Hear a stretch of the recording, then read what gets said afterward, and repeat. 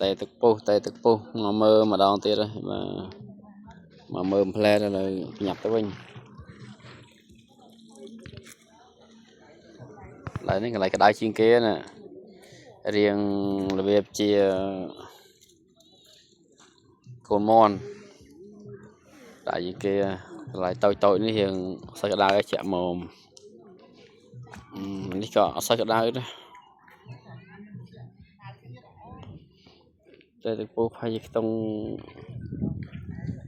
ផាយ10 ទៅ 15 ម៉ែត្រ 4 ជ្រុងតូចដែរណា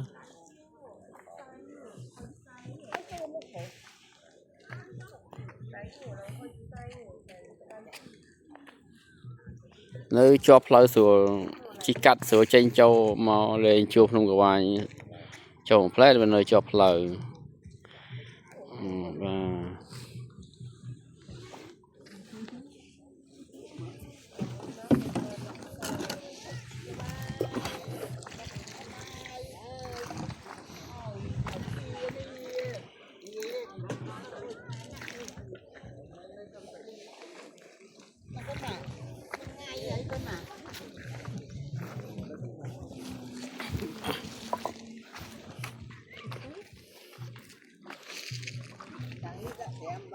ហើយមានអ្នកមកច្រើនជាងថ្ងៃមុន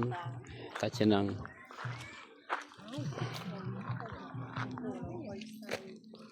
មិនចង់ចូលហើយអត់តន់ទៅវិញភ្លាមអត់ឲ្យឆ្លក់ជើងទេអញ្ចឹងមកយើងយកដៃលូកតិចតួចលុបមុខអីលេងបាន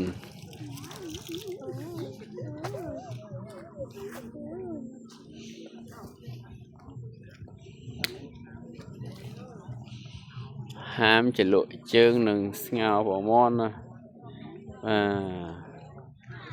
ឆ្លក់ជើងស្ងោប្រមាណអីគឺអត់បានទេ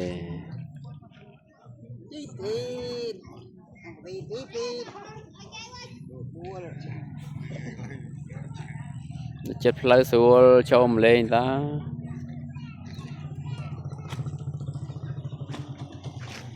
ចូលម្លេងបានស្រួលទេ